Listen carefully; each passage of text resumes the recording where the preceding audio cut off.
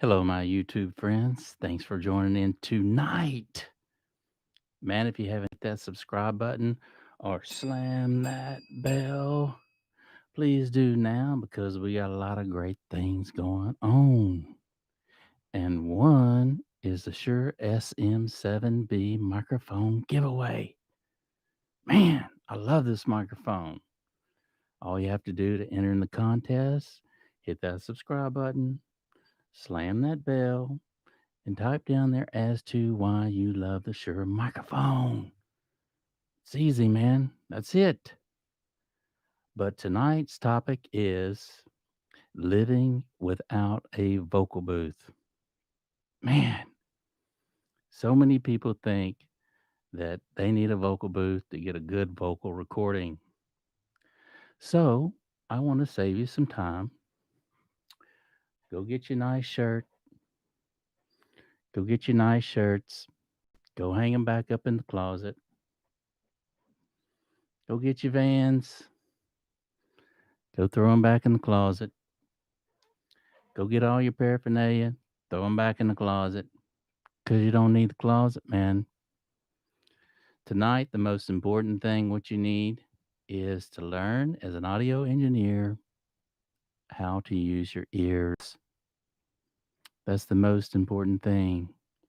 Learning to use your ears, not just listen, but listen. And so everyone thinks they need to, turn their closet into a vocal booth, take everything out, make a suspended floor, do all this elaborate stuff. Go down the hardware store, buy carpet, go buy adhesive, go buy all this stuff, lumber, nails, all this stuff, and spend 2 days putting together a vocal booth, only to find out that it's really not as great as you think it is. So let me save you some time, guys. You can get some great vocal tracks in any given room if you just listen to where the sweet spot is. So let me give you a hint. Take a condenser microphone that you're going to be using. This is a Rode NT1. And if you hold it in your hand, you can pretty much just kind of move around the room. But what you want to do first is get your track loaded up and start doing some vocal takes. Just start singing in it. Start talking in it. Sing like you're normally going to sing your song that that you've been rehearsing. And a good starting point is in the center of the room, of any given room. Stay away from the walls, man.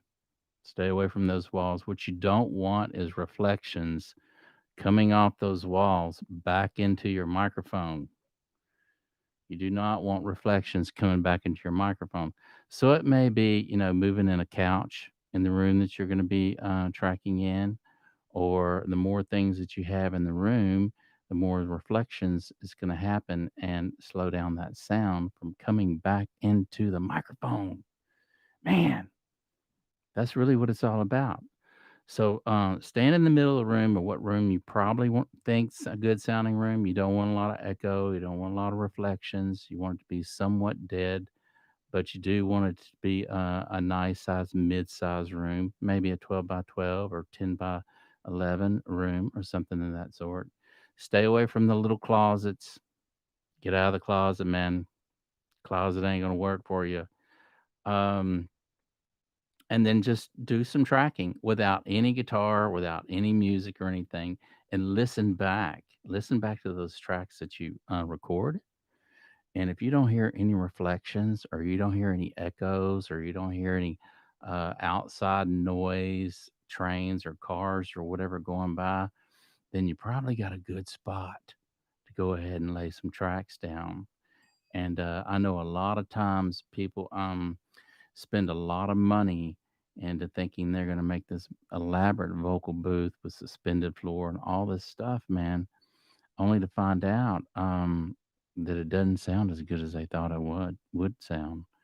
And so, to save yourself some time and some money, um, just pick a few rooms. Pick the tracking room that you're in.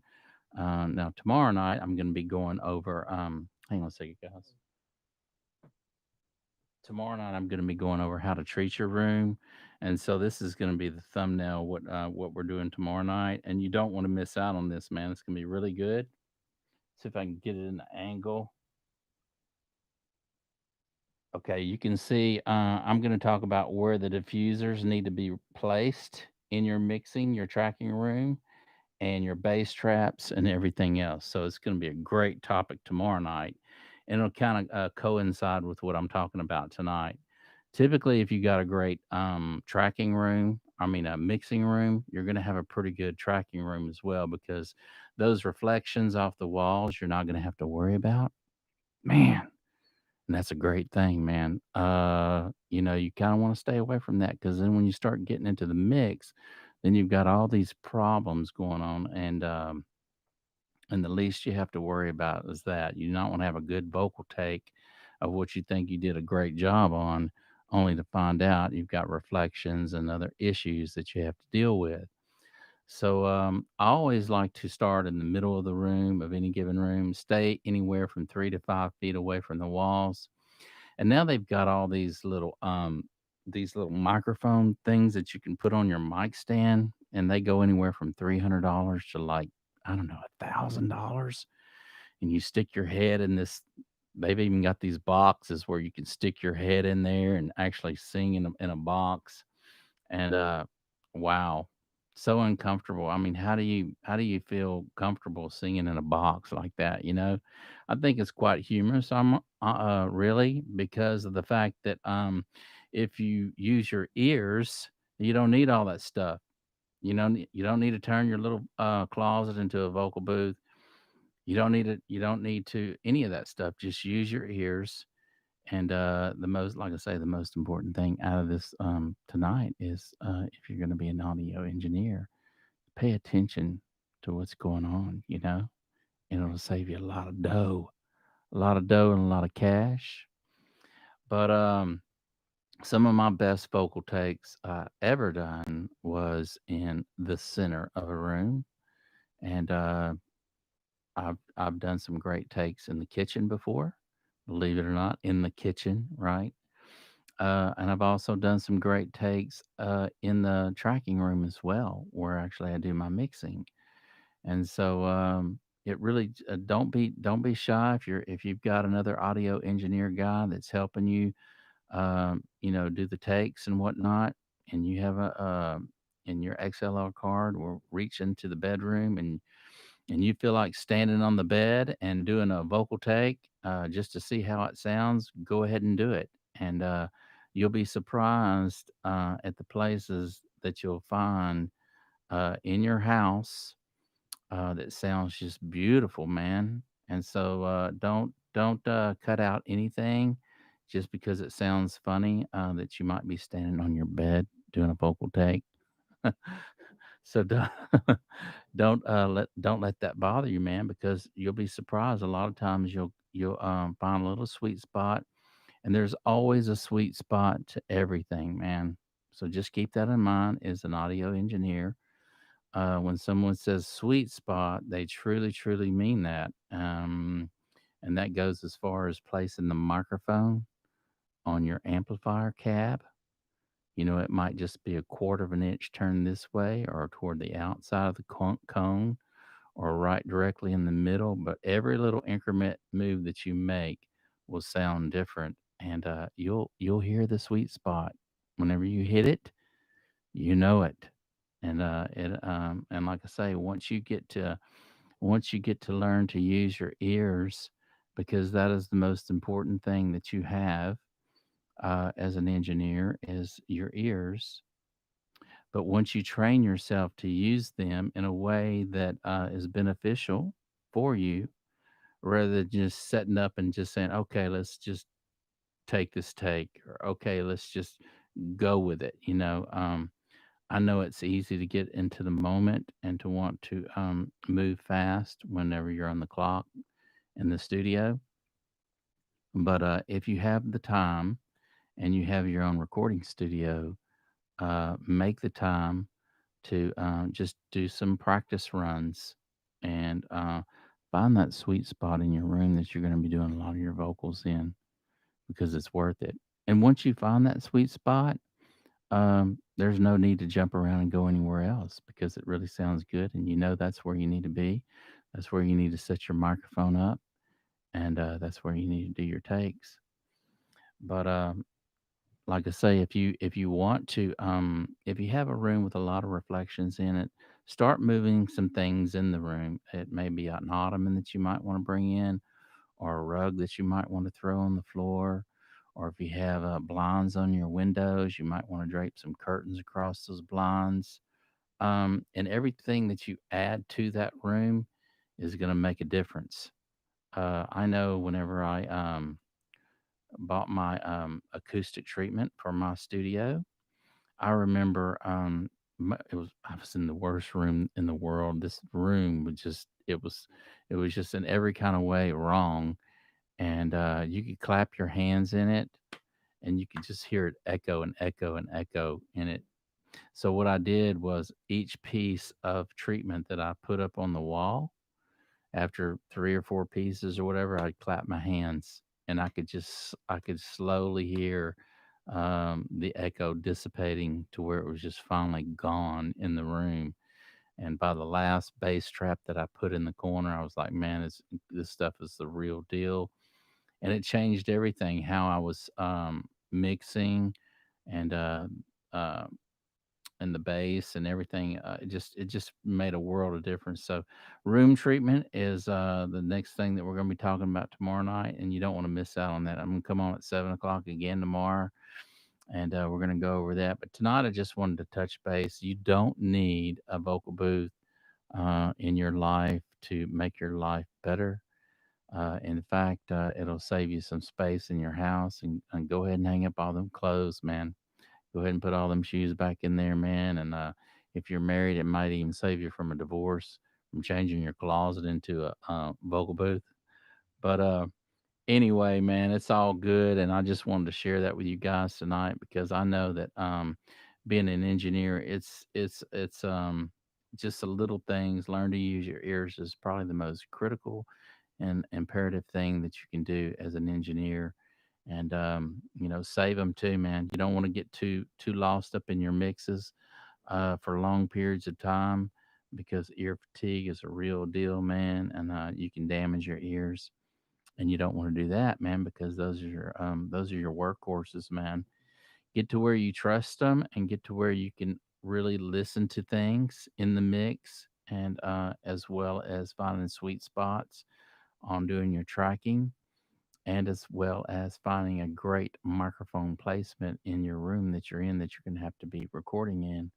Not everybody has the luxury of a big elaborate vocal booth that's typically the size of a standard room, with floating floors and vented air and all that other good stuff, and actually made to spec so that you've got a great tracking room to do your vocals in. But if you don't have all that extra money or all that extra space to have someone come in and design that for you and set it up, then I just say stick to what you have, and learn to use what you have to the best of your knowledge, and listen to what you're doing.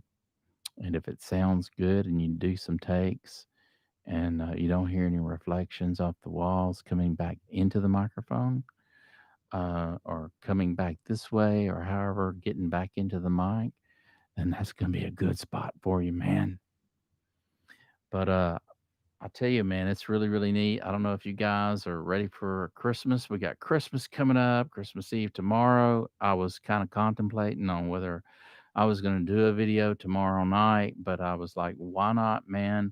I really want to cover these bases on having a good room to do your, or just finding a sweet spot, and then covering the bases of room treatment, how that's really the most important thing, more so than going and buying expensive microphones, expensive equipment, and thinking that you have to have all this expensive stuff to have do some great recordings. You don't, man. Really, it's using your ears and using what you have to the best of your knowledge, and finding those sweet spots as an engineer, learning to use your ears as an engineer, and paying attention to what's going on is more critical than going out and spending, $10,000, $20,000 on nice equipment. Now, I'm not saying, hey, man, don't go out and get you some nice stuff, because I love microphones and I love good equipment and compressors and all that other good stuff for your sound to sound great. But you don't need it if you're just starting out. I want to tell you right now, the most imperative thing for you guys is wanting to be an engineer is learn to use your ears, not just hear it, but listen and find those sweet spots. And when you can do that, is when you're paying attention to detail, and that's really what it's all about: paying attention to the details. It's the details that actually make great mixes and actually make great tracking. And you don't need all that stuff, man. You think you do. I thought I did when I was just starting out, but you don't, man. And the most important lesson that I learned was take care of your ears and learn to listen what you're doing. And mic placement makes a world of difference, man. I know you're thinking, man, oh, what, this way or that way, 1 inch, what's it going to make? It makes a huge difference, man. It really does. Especially when you're doing your tracking on your vocals. You don't need that booth, man. Just walk around the room, start in the center of the room, find that sweet spot, stay away from those walls. You don't need all that stuff that goes around your microphone, all that other stuff, man. You don't need to spend all your money on that other stuff, man. Just seek it out and do your best, and you'll find that sweet spot. Every room has one. But thank you guys so much for joining in tonight, man. I kind of wanted to keep it short tonight because I've got some really cool stuff that I'm gonna be going over tomorrow night, and you don't want to miss out, man. It's gonna be really, really good, and it's gonna be on vocal treatment. I mean, on doing your mixing, your tracking room, treating the walls, and the space that you need, and as to the height where the placements of your diffusers need to be, and your bass traps and all that other good stuff, man. So you're going to learn a lot tomorrow night, and it's going to be some good stuff that you can chew on. And that's where you want to spend your money first before you start dumping it into all this other good audio equipment, man. Um, but yeah, it's easy to get caught up in the game to think that you need all the good stuff before you can actually start recording. But I say, man, don't wait. Just whatever you have, start recording. And then as you get better, you'll know what you need. And then you'll meet other people that perhaps you can work with them. And then you'll kind of get the things that you need and learn a lot from them. So just learn all the ropes first, man. Jump right into the fire and start doing it.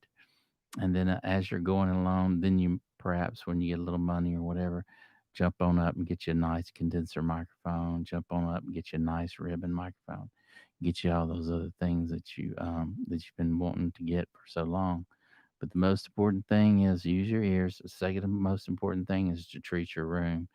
Do those first things first in your venture into the audio world, and you will go far in your mixes, and you would do really good with everything else. So it's really not about having the most expensive stuff.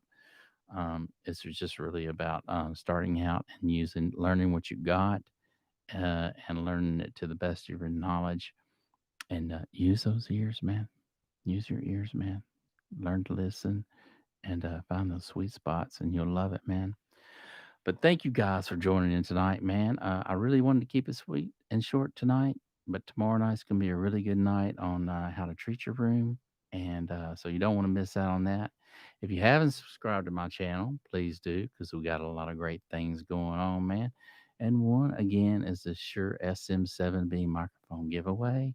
You don't want to miss out. Hit the subscribe button, slam the bell, type down there as to why you like Shure microphones, and you're entering the contest. What's going on, Poker Man? Hey, bro, you love this. Thank you so much, man. I appreciate it, man. I just I had to get in. I had to make throw some humor in tonight, man. With life without a vocal booth. Is it really that bad? And I had to throw that in, man, because everybody thinks they need a vocal booth to create a great vocal track. Man, I can tell you some stories of some big time artists that get right in the tracking room with one of these microphones right here and hammer it out and do the tracking right there in the in the where the behind the board. So you don't need a vocal booth. You just need to learn how to use your ears, man. And if nothing's coming back into reflecting back into this microphone, that's your sweet spot. Wherever nothing's coming back into this microphone, whether it's in the center of the room or on your bed in the in your bedroom, that's the sweet spot. That's where you want to do it, and you can go from there. Happy New Year, Merry Christmas to you, Game Blast. I appreciate that, man. I'm gonna have a great Christmas, man. I'm already having a great Christmas. I'm on here with you guys, man. I mean, how can you not have a great Christmas with the people that love audio and recording? If you love audio recording, man, you done found the great channel right here, buddy. Because I am definitely in love with this gear stuff and all this other recording stuff is just great, man. So what's going on with you, Game Blaster? What you up to, man? You doing okay tonight? Pokerman says Merry Christmas. Pokerman says nice shirt, dude. Thank you, man. Thank you. I appreciate that. Yeah, man. It's gonna be a good Christmas. I really didn't buy anything for Christmas I didn't really, it's just I'm just glad to be here, man, and be able to be on here with you guys and talk about audio recording. That's my Christmas, man. Just to be here and talking about the things that I love. If it has anything to do with recording or microphones or learning something new, I'm in. You can count me in, man. My chips are in, dude. Yeah. So anyway, tonight's subject was, do you need a vocal booth to do great recordings? And no, you just need your ears, man. That's all you need. Find that sweet spot, move around the room, and you'll be happy you'll find it. All in. Yeah, I'm all in too, man. Thank you so much, Mr. Product Review. I appreciate that, man. It's Yeah, I get excited when I start talking about audio recording, and man, I had to throw some humor in there earlier about put your nice shirts back in your closet and grab your Vans, man, throw them back in the closet, because you don't need that closet anymore to actually do some great vocal tracks and save some money too, because you'll probably spend about 3, 4, $500 on material at the hardware store doing a floating floor in your closet and carpet and all that other stuff, adhesive. So save your money on all that stuff, man. Start try to find a sweet spot in your in your mixing room where your desk is laid out and the walls are treated there. You'll find a sweet spot, I promise. Once you put some stuff on the walls that's for treatment, bass traps in, a couple of diffusers behind you. And tomorrow night, again, if you're just joining in, we're going to be doing on how to treat your room for mixing. Just the average person, like you and me, man, who wants to do their mixing at home. And so, what happened with your mix from what the snowman and the what the vampire? What's that all about, man? I don't know. I don't know. I don't know. I don't know what you're talking about, Poker Man. Poker Man. I don't know what you're talking about. What? Frostbite. I don't know, man. I don't know what that is. But yeah, man. So yeah, I was going over earlier. Just grab your Rode NT1. That's a good microphone to find a sweet spot in your room. Grab your Rode NT1. It's a very inexpensive microphone, and you can hold it. As long as you're not just hitting it on stuff, you're not going to hear any bangs in it. Just hold it with the cord right here. Find a little sweet spot. Stay about 7 inches away, being that you don't have a pop filter on it, or sing off axis, sing across the diaphragm like this. And go ahead and sing like you're going to be singing your song, and stand in the middle of the room and just do a vocal take with no music. What you want to do is play back that track and actually hear what's going on in the room, man. Is there reflections going on? Is there reverb? Is there things happening? Is there cars going by? You want to hear all this stuff, man, before you actually start doing your takes or build you a vocal booth in the closet and think you got something great. Um, do that. You'll be surprised, man. You're going to find a really sweet spot in your room and it'll save you a ton of money, man. Um, what's that poker band? Frostbite. But yeah, man, this is I wanted to say now that I've got this in my hand, it's hard not to talk about microphones. I hate getting off the subject, but when I got a microphone in my hand, y'all, it's hard not to talk about microphones. I actually did this. I actually used this microphone on a tune that I did about a year ago. It was called Next to Me. Did a little video, actually shot the video right here in the studio and sang through this microphone through some real through a Yamaha little Yamaha mixer.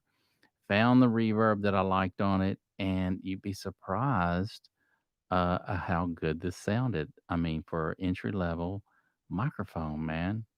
And it was, and I don't even think I was going through compressor or anything. I would think I was just using this microphone and the MG series Yamaha mixer, and I actually found a nice little reverb on it.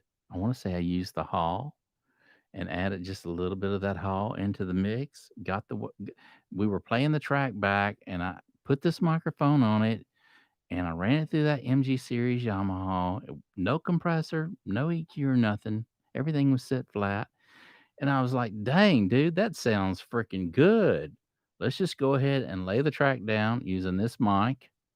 And anyway, you can check it out, man. It's called Next to Me official video. Check it out if you guys get a chance. It's me singing a little ballad, but it's short and sweet. But it was just the idea of having a concept in mind, having a target to shoot for, and creating a little vibe, man. And it actually turned out really good. It's got a lot of hits. If you check it out, hit that like button for me, man, and help support me, man. But I actually did that on this freaking microphone. Check it out, man. It's really good. So entry level, entry level mic, but you can do a lot with a little, and it's just really setting your mind to doing something nice, and just following through with whatever you have in your mind to make it come to pass, man. And so a lot of times we get discouraged in thinking, hey, I don't have all the nice stuff, and oh, I'm just not going to do it, man, because I don't have this or I don't have that, and that's really every one of us can kind of get in that attitude and that mode. But I want to tell you, man, you don't have to. You can start right where you're at with as little as you have, and just start recording and start using your ears and listen and pay attention for the best spot to do everything that you do to track, and you'll be really, really surprised at the results you're going to get. And also, I want to say, whatever style of music that you do, whatever genre, whether it's heavy metal or punk or whatever kind of style of music you're into, take a song that your favorite artist is, okay, and then put that down on a track, okay, an empty track, and then have use that as a reference as to a target, like a dartboard, as to how you want to create your mix to get there. So, you know, to get your mix sound, because vocals are mixed differently in every genre. Country's more up front, the voice is real big up front in the mix, and then your heavier stuff, the voice is more compressed and sitting back. And sometimes you go, what did he say? What did he say? I don't know, but it sounds good. You might be singing the lyrics for 2 years and then realize you were singing the wrong lyrics. And it's just because that's the way it's mixed, and it's supposed to sound like that. But pay attention to those things. Where's the voice sitting in the mix? Is what's the driving force of the song? What propels the song to be a good song? Is it the bass? Is it the bass guitar ripping it up? Or is it the kick drum? Or is it the snare snapping in your head and your eardrums? Those little things like that in every song. First, identify what propels the song as to being a good song, and copy it, man. I mean, don't copy the song, but copy the mix, how they're doing things. So use your ears. It all goes back to using your ears. And the more you listen in that kind of way, the better audio engineer you're going to be. And you never stop learning, man. You just keep getting better and better and better and better and better. And start paying attention to how these guys, these professionals, are mixing out their song. their songs, and start trying to use some of your artists, some of your favorite bands, start using their songs as a reference for you. And it's really cool, man. It's a really cool thing. And if you love audio engineering, you love music, do both. Do it all, man. You can wear all the hats. Just work really hard and take in as much knowledge as you can and be around people that are smarter than you that love the same occupation that you do and learn from them and share each other's ideas and start recording. That's the best advice I can give you. Just start recording. Start today. You don't need all the fancy equipment. Just go for it, man. Dig in and start putting your songs down on tape, man. Start recording them and start mixing them out. And watch it. Now you've got YouTube, okay? So you can watch a lot of YouTube videos on mixing. And I don't know how in depth they get on some of that stuff. You can watch some of it, and it might be over. It might be too much for you right at first to understand what they're doing, especially if you don't know compressors and EQs and all that other stuff. But start somewhere, okay? Start somewhere. Just start putting your songs down on tape, and just start recording. And the more you record your stuff, the more you're gonna fall in love with it, man.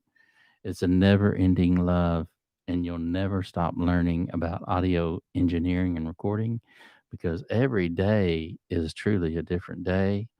And just because you set the mics up this way today and you set this microphone in front of that cab, um, 3 inches away or in the cone or in the center of the cone, tomorrow when everybody gets back in there, everything's going to sound a little different. So use your ears.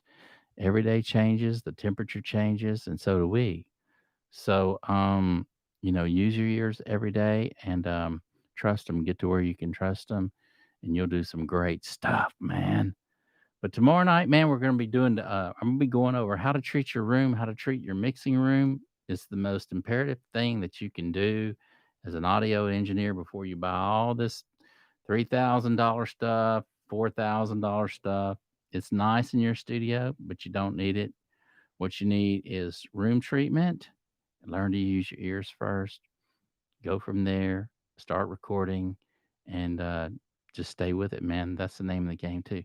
Stay with it. Stay with it. Don't give up, man. It'll be a lifetime commitment for you.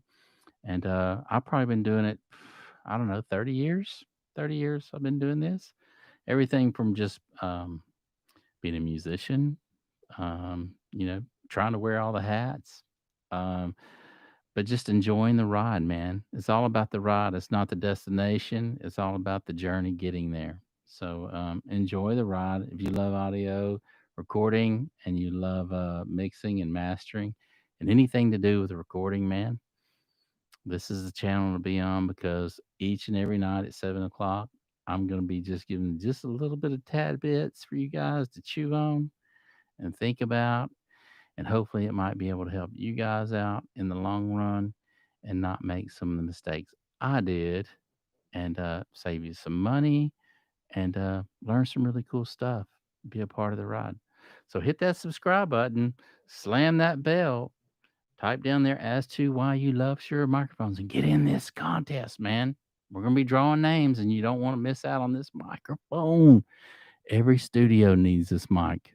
This is a bad boy. Just do your research on it. The SM7B Shure microphone.